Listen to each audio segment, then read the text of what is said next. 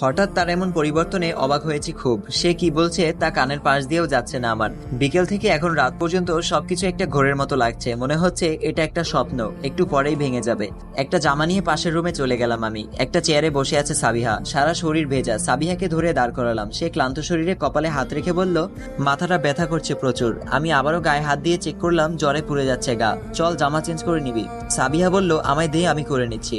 আরশি বলল, পারবি? সাবিহা বলল, হ্যাঁ। সাবিহার বাসা থেকে কল আসছে সন্ধ্যা থেকে, কিন্তু উত্তেজনাবশত কেউই ফোন ধরতে পারেনি। হয়তো কয়েকবার বিরক্তিও হয়েছে, কিন্তু এখন সবশেষে একটু আগে আবার কল আসলো। বাবা ফোন ধরতেই ওপাশ থেকে সাবিহার বাবা উত্তেজিত হয়ে বলল, আমার মেয়ে কোথায় ভাইজান? সেই সকালে আরুমার সাথে বেরিয়েছে, এখনো বাসায় আসেনি। আরুমা কোথায়? সে কি বাসায় ফিরেছে? বাবা ঠান্ডা মাথায় তাকে শান্ত করার চেষ্টা করলো আর বলল, টেনশন করবেন না, আরুর সাথে আমাদের বাসায় এসেছে সাবিহা। বাড়িতে একটা ছোট্ট অনুষ্ঠান ছিল, আজ রাত এখানেই থাকবে।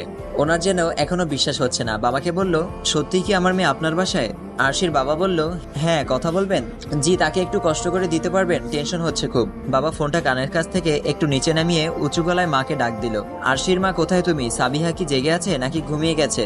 মা বাবার রুমে যেতে যেতে বলল, হ্যাঁ, একটু আগে অল্প খেয়ে মেডিসিন নিয়ে ঘুমিয়ে পড়েছে। কার ফোন? ওর বাসা থেকে ফোন এসেছে। আচ্ছা বলে দিন আমার বাসায় এসেছে আর এখন ঘুমিয়ে পড়েছে। সাবিহার বাবা বলল, ঠিক আছে। রাত তখন 12টা ছুঁই ছুঁই। পাশের বাড়ি থেকে কারো চিল্লাচিল্লির আওয়াজ ভেসে আসছে। বড় কাকা খেপেছে খুব। চাচিকে নাকি সেই সন্ধ্যা থেকে খুঁজে পাওয়া যাচ্ছে না। ফোন দিলেও দেখে ফোন বন্ধ। আমার বিপদের কথা শুনেই নাকি সে পালিয়েছে বাড়ি থেকে, কারণ কয়েকদিন আগে সে যেটা স্বপ্নে দেখেছিল তাই ঘটেছে আমার সাথে। তাই ভয় পেয়েছে খুব। অভিভাইয়ের মৃত্যুর পর চাচা যেমন তাকে 3 রাত গাছের সাথে বেঁধে রেখেছিল, তেমনি আজ হয়তো সারা জীবনের ঘুম হারাম করে দিবে। সেই ভয়ে খবর পাওয়ার সাথে সাথেই বাড়ি থেকে ভেগেছে সে। বড় কাকা তার শ্বশুর বাড়িতে ফোন করে জানতে পারে চাচি সেই সন্ধ্যায় বাপের বাড়ি চলে গেছে। চাচাও কড়া গলায় বলল, এক জগ পানি নিয়ে ওর সামনে বসে থাকবেন, ও যেন কিছুতেই ঘুমাতে না পারে। ঘুমালেই একটা অঘটন ঘটায় এ বাড়িতে। ঘুম আসছে না আমার। 2 হাঁটু ভাঁজ করে বসে আছি বিছানায়। আমার পাশে সাবিহা গভীর ঘুমে এক দৃষ্টিকে তাকিয়ে আছে আমার দিকে। ইচ্ছা করছে মেয়েটাকে জড়িয়ে ধরে অনেকক্ষণ কান্না করি। সে না থাকলে হয়তো আজ আমার গল্পটা অন্যদিকে মোড় নিত। মেয়েটা চাইলেই পালিয়ে যেতে পারত, কিন্তু নিশ্চিত বিপদ জেনেও আমায় বাঁচাতে ছুটে গিয়েছে। হৃদ ভাইয়ের বুকে মাথা রেখে অনেকক্ষণ কাঁদতে ইচ্ছা করছে আজ। পরিবারের সবাইকে ধরে অনেকক্ষণ কেঁদে নিজেকে হালকা করার তীব্র ইচ্ছা জাগছে মনে। এক মুহূর্তের জন্য হলেও মনে হয়েছিল আর কারো মুখবোধ হয় দেখতে পারবো না। আমার বিশ্বাসই হচ্ছে না আজ আমি ওখান থেকে বেঁচে ফিরেছি। নয়তো আগামীকাল সকালে আমার লাশ ভাসতো কোনো নদীতে বা লুকিয়ে থাকতো কোনো জঙ্গলের মাটির নিচে। আর বেঁচে থাকলেও সবাই মুখে উপর আঙুল তুলে বলতো, ওই তো ধর্ষিতা মেয়েটা। ভাবতেই হাঁটুতে মুখ গুছিয়ে ফুপিয়ে কেঁদে উঠলাম আমি। রাত প্রায় 1টা। হয়তো আজ কেউ ঘুমাচ্ছে না, কারো চোখে ঘুম নেই। সকলের মুখ দেখেই বোঝা গেছে কে কতখানি দুশ্চিন্তার মাঝে সময় পার করেছে। তেমনই চোখে ঘুম নেই হৃদেরও। ব্যালকনিতে দাঁড়িয়ে আছে, ফোনটা তার কানের মাঝে ধরা। হয়তো কারোর সাথে কথা বলছে গভীর রাত জেগে। 2 চোখ লাল হয়ে আছে তার। উত্তেজনায় সারা শরীর জুড়ে রক্ত প্রবাহিত হচ্ছে। কাউকে ফোনে বলল, তুই এখন কোথায়? অপর পাশে লোকটা বলল, আপাতত হোটেলে আছি।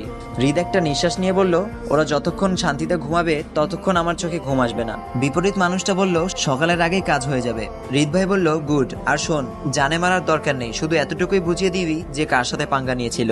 অপর পাশ থেকে উত্তর আসলো, আচ্ছা আপনি নিশ্চিন্তে ঘুমাতে পারেন। হৃদ ব্যালকনিতে হাঁটতে হাঁটতে বলল, তোমার ফোন না আসা অব্দি আমার ঘুম আসবে না। ওপাশ থেকে বলল, আচ্ছা।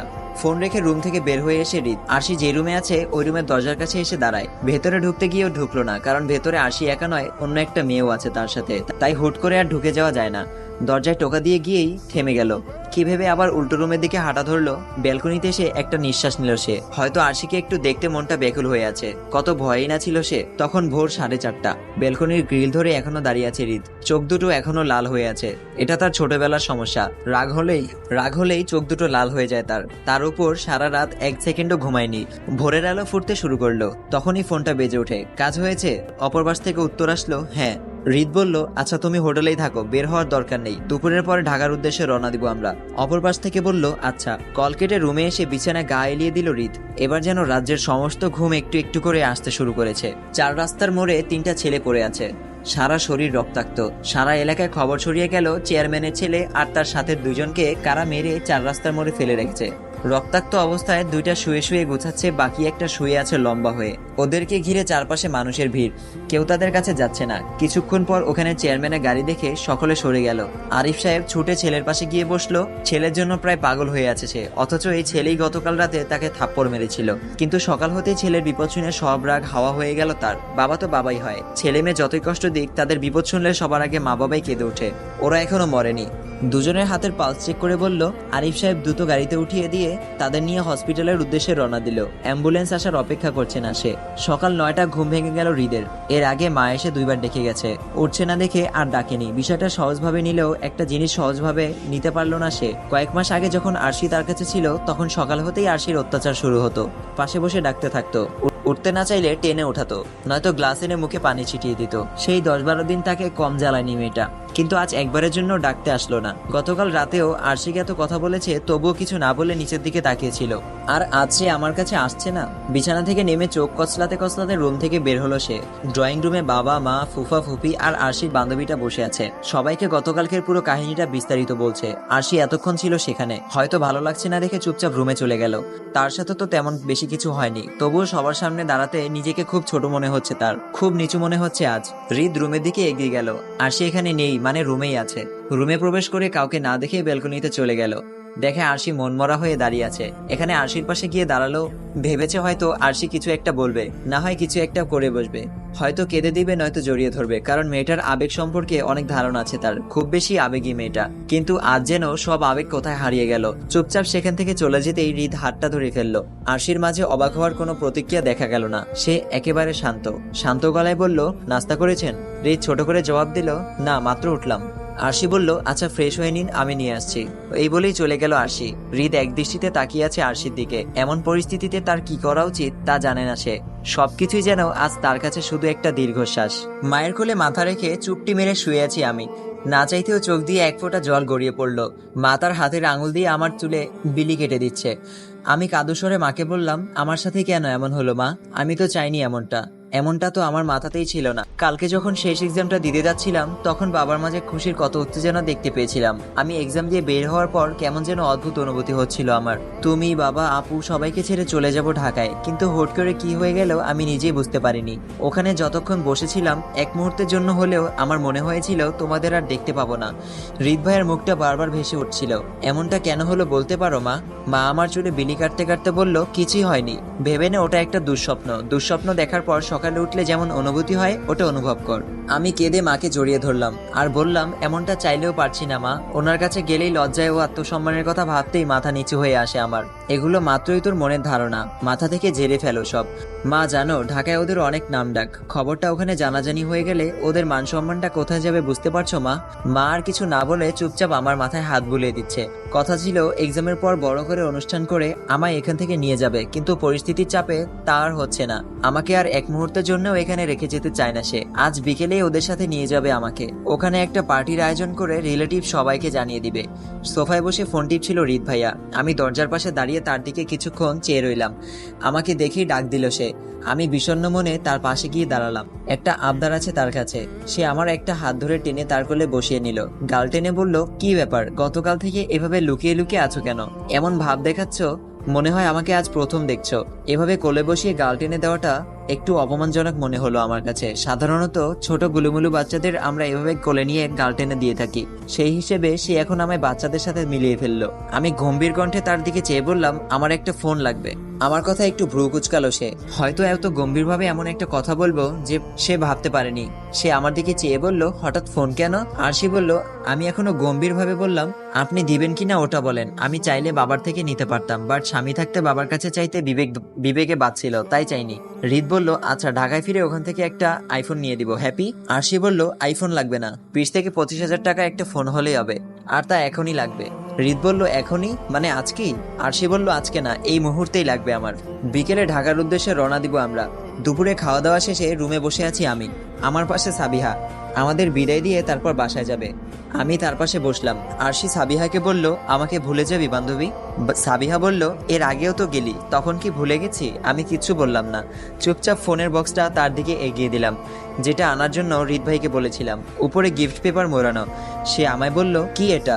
আরশি বলল, বাড়িতে গিয়ে খুলবি। আর শোন, এবার তো অনেক দিনের জন্য চলে যাচ্ছি, যোগাযোগ রাখিস।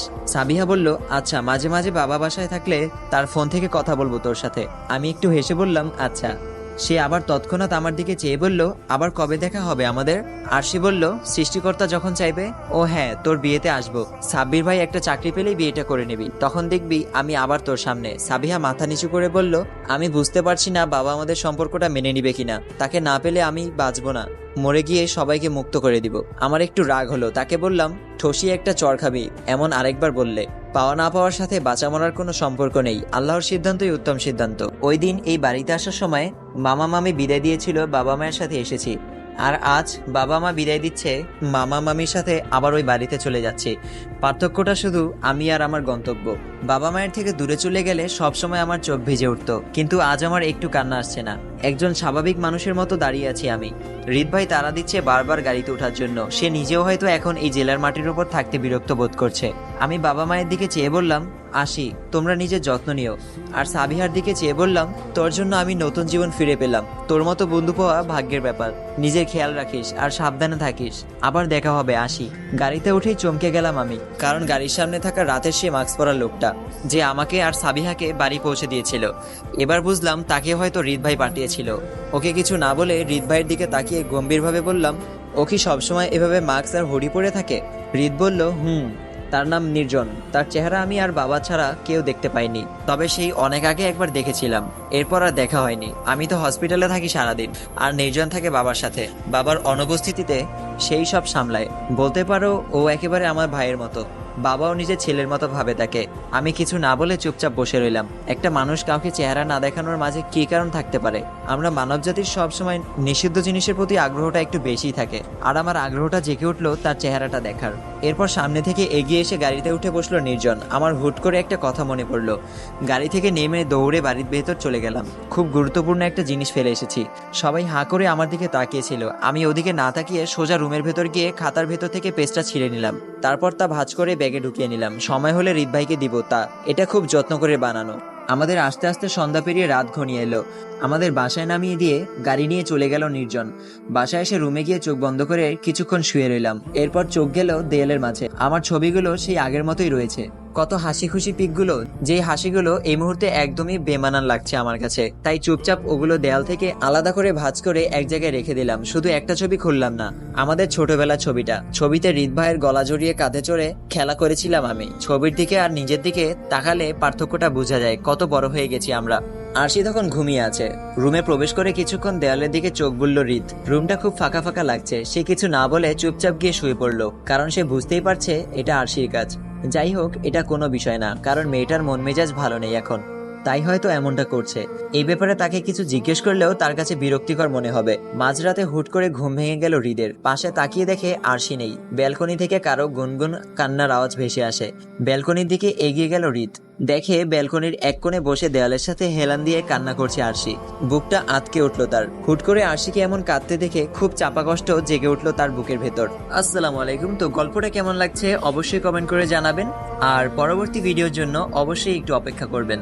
আজকে এখানেই বিদায় নিচ্ছি, দেখা হচ্ছে পরবর্তী ভিডিওতে। সবাই সুস্থ থাকবেন, ভালো থাকবেন, আল্লাহ হাফেজ।